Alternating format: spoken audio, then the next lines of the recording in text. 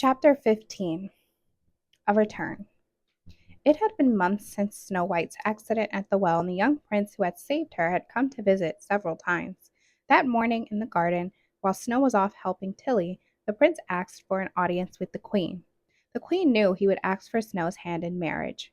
Before he could even make his request, the queen wanted to make it as clear as possible that he wasn't to return to the castle, so she quickly decided she would put the issue to rest immediately.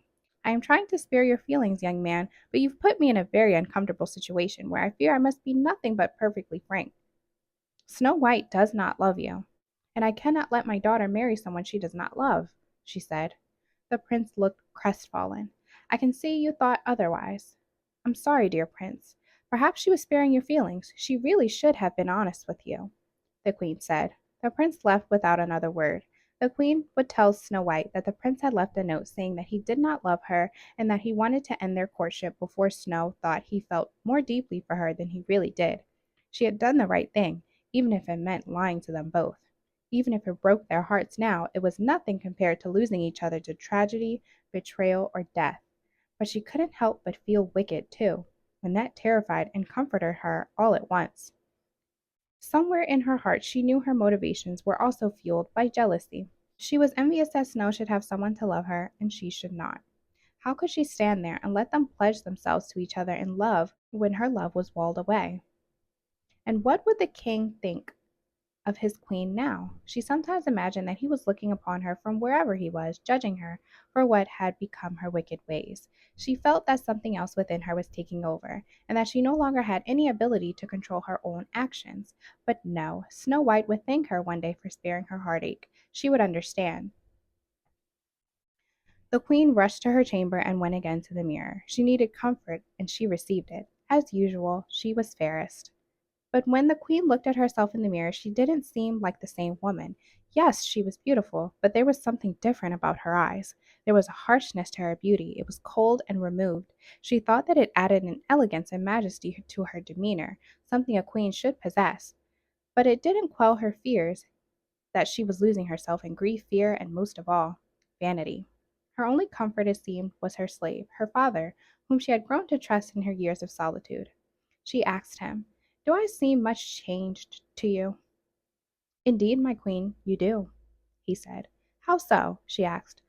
"You are stately, queenly, and elegant." "Do I seem cold to you?" the queen asked. "No, my queen, you are not cold. You have simply matured into a distinguished woman of high station. You are the queen and cannot be bothered with matters of the heart." Matters of the heart. It seemed not long ago that her heart ruled her, but now, ruling a kingdom in solitude, her heart seemed all but lost. As if her thoughts were open to him, the man in the mirror continued, "A woman of your stature cannot be governed by her emotions, lest she be unable to handle the task at hand." And with that advice, she went about the business of the day. But she soon faced something she was not expecting. Tilly came running down a corridor. "My queen!" she shouted, smiling. "A party has arrived." "I was not expecting anyone. Ask them to leave," the queen said bitterly. But before Tilly could give her command, someone had entered the hall. "It has been so long since I've last seen you, Majesty. I have missed you these many long years." The queen felt a flood of emotion. Verona. She quickly checked herself in a hall mirror to allay any fears that she looked ragged. The queen's poor shattered heart leaped and then quickly sank. She did not know what to make of this visit. Verona had fallen in love on her mission and been married to a lord. The queen felt that emotion which had now become familiar to her, a mix of joy and jealousy for her friend. They had been so very close at one time, and now she wondered how she had gone so many years without Verona's company and friendship. The thought of it confounded her, but she buried it deep within herself, resolute not to let her love weaken her sense of strength. Despite her relief to have Verona out of the kingdom, she had missed her so much, especially during those first few months after her departure. She felt icy and horrid when she thought of it, sending her dearest friend away for the sake of vanity and selfishness. Seeing Verona in the castle reawakened something in the queen, something human and warm. Yes, she was happy to have her friend back in her company. The queen arranged a splendid evening just for the two of them in the great hall. The room was glowing with candles, and the table filled with rich, savory foods that she knew were Verona's favorites. The meal was wonderful, but the conversation was awkward. What does one talk about with an old friend after one has sufficiently reminisced? After their meal, the two ladies retired to the sitting room where they enjoyed fine spirits, which helped the conversation along. I regret sending you away, Verona, the queen said, though in truth only part of her regretted it. Had I the opportunity to make the decision again, I do not believe I would send you from this court. Oh, but then I would never have met my lord. I'm grateful to you, Majesty. You have brought immense happiness into my life, and I thank you for that, Verona said.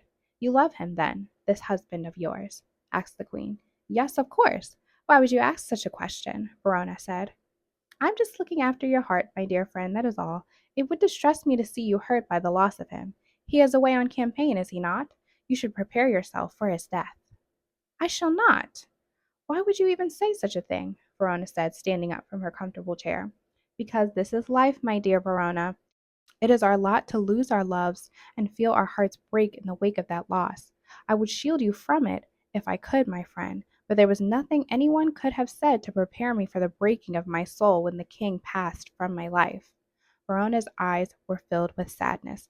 I remember that day well, my queen, and my heart goes out to you. It does. But I cannot live in fear of losing him, for fear of not living my life at all. May I speak frankly with you, Majesty? Yes, please feel free to speak candidly, as you always have, Verona. You are an old friend, and that does have its privileges, the queen said coolly. You seem much changed to me, Majesty. You are more beautiful than ever, but something within you has shifted. I fear for your unhappiness and solitude. Verona continued. Snow White has written me several times expressing her concern over you. She is worried that you are so closed off from her. She loves you so much, Majesty, and it breaks my heart to think of you both alone in your grief when you have each other for solace and strength. Snow knows how dear she is to me, Verona. I would perish without her, the queen said. Why, then, do you never seek her company? Snow is a remarkable young lady, Majesty. Even now, after these many years of near abandonment, she would still be a great friend to you, if only you extended your hand. Verona pleaded. You dare imply that I have abandoned my daughter? The queen snapped. Forgive me, your majesty. I thought I could speak honestly with you. So I said, but it breaks my heart, Verona, to hear these words. You do not know what it is to feel your heart break in the wake of tragedy, and you should pray you never do. Verona shook her head. Please, my queen, and my friend, please go to your daughter. She is not long for this court, as she is approaching the proper marrying age, and I would not see her go from this kingdom without knowing her mother's love. Her mother's love. The words resonated with the queen. She had abandoned Snow White for magic mirrors and spell books from the strange sisters.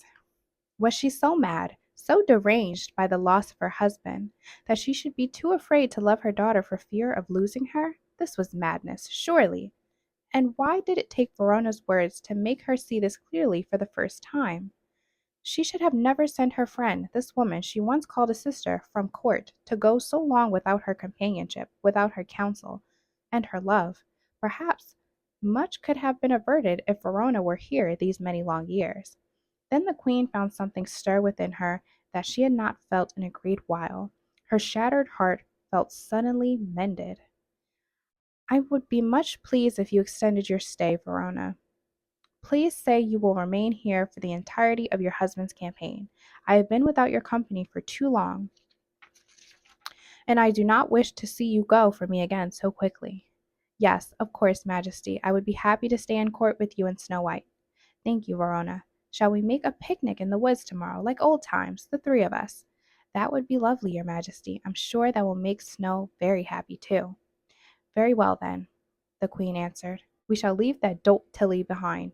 Never in my life have I been met with such incompetence. The queen laughed, and Verona laughed along, but it was no longer the laughter of camaraderie. The queen's laugh was one of power and disdain, and Verona's was uncomfortable. That evening, while the queen was alone in her chamber, she began to feel restless. She had already questioned the slave today, but that was before Verona had returned. She needed to call on him again. She needed to know. She stumbled through the dark room, approached the magic mirror, and summoned the slave. Then she asked her question. I cannot determine who is fairest with Verona at court, my queen. The slave responded. Your beauty is so close, elements of hers almost surpass your own, while elements of yours nearly eclipse hers. The queen fought the impulse to banish Verona. even to kill her. The urge was powerful, but the queen found an old strength within her, forged around friendship and love that allowed her to fight harder. She ripped the curtains from her windows and wrapped them around the mirror. Then she called for Uncle Marcus's good friend, the huntsman. He was perhaps the strongest man in the court, and could easily perform the task she had at hand. He arrived quickly, and she pushed the mirror toward him. Take this with you and bury it deep within the forest. Leave no marker to its whereabouts, and never, no matter how I implore you, never tell me where you have buried it. This part is paramount. Never tell me where you have buried it. Do you understand? Yes, my queen, the huntsman replied, and tell absolutely no one of this conversation or where you have hidden it. And whatever you do, do not seek to know what is wrapped in this cloth. I will know if you have deceived me in any way. I would never deceive you, my queen, never. I only wish to seek your favor, the huntsman said, bowing. The queen watched from her window as the huntsman rode away on a two-horse carriage with the magic mirror wrapped and stowed in the rear. The huntsman vanished into the forest, taking with him the thing that had bolstered the queen since her great loss, but which had also become her greatest weakness. Chapter 16. Torment. Having Verona at court should have been a great comfort to the queen, but she couldn't keep her mind from drifting to the magic mirror or its location, and this made her especially bothered and easily agitated. It was madness that she should be so consumed. Surely, if she asked the huntsman, he would have little choice other than to follow her orders. Perhaps after some persuading, he would reveal the location. But would she subject herself to that torment, the knowledge that she was too weak minded to keep herself from the mirror? And would she have the huntsman know of this weakness as well? The days that followed were pure agony. The queen was so caught up in her need of the magic mirror that she was haunted even in her dreams, leaving her sleepless and ill. Every day that she was parted from the mirror, she seemed to become sicklier, so much so that she often felt near to death.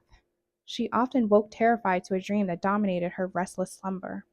In the dream, she was in the forest, frantically searching for the mirror. The canopy of trees obscured the sky, leaving her alone in darkness and in fear. The sisters were there too, coming and going, changing shape and form, the way things do in dreams. The queen would come upon a freshly disturbed mound of dirt and begin digging with her bare hands, desperate to find the mirror. She would dig for what felt like an eternity, her hands bleeding, her body weak, and her mind spinning out of control. Finally, she would feel something soft and wet covered in cloth. After unwrapping it, she would discover there, in the cloth, a heart, its blood pouring all over her hands. "Mamma," she would hear. It would be Snow, a young girl once again, standing there with a look of terrible sadness on her little face, her white dressing gown covered in blood, dripping from where her heart once was, her face blank, her eyes hollow and blackened, her skin ashen, and her expression reproachful. The sisters were always about, giggling their eerie laughter. The queen would move to scream, but no sound would come. She was so paralyzed with fear. Every morning she woke, soaked in sweat, anxious from this exact dream or a similar one. It sent a tremor through her and made her feel weak. She had no control over her own will. She felt defeated. One evening she dreamed of the sisters. "Over there," they called, standing in the forest, appearing and disappearing under the moonless midnight sky. "Dig here! The magic mirror, your slave," they chanted and laughed. And the moon illuminated their ghastly, doll-like faces with a pale blue glow. And when she awoke the morning after this dream, she found something wrapped in soiled cloth sitting on the floor beside her bed. Her hands, too, were covered in earth, and her nightdress was tattered and caked with mud. She thought she must still have been dreaming, or had she gone into the forest in search of the mirror while she slept? For the first time in more than a week she felt renewed, her strength coming back to her and her sense of self returning. She unwrapped the large object, and there, staring back at her, was her reflection. She collapsed on top of the mirror and embraced it like a lost lover returned. Something within her had changed. Verona was right. She wasn't the same woman who had married the king those many years ago. She was something wholly different, and it frightened her. But it also gave her a sense of strength and of power. She would never be parted from the magic mirror again. Her life, her soul, seemed dependent upon it. She tore open the cloth that covered the mirror, revealing its face. Magic mirror on the wall. Who is the fairest one of all? Your beauty is beyond compare, but Verona is fairest. Perhaps then, the queen said, smiling wickedly, it is time for her to go.